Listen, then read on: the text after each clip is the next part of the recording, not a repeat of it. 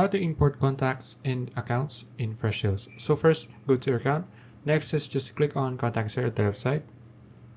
The next is you just need to click on import contacts. Now choose whichever way you want to import your contacts. So as for me, I'm going to use CSV or Excel, and then click on next here at the bottom, and then click on contacts and accounts, and then click on next. Now here you just need to upload your file. So I'm going to upload this one. Now once you're here, you just need to make sure that all of these are mapped, and then you can just click on next again. Okay, now here you just need to select how do you want to import your contacts, and then you just need to assign sales owner for unassigned contacts. Okay, so after that you can just click on import now, and you just need to wait for it to be imported, and that's it.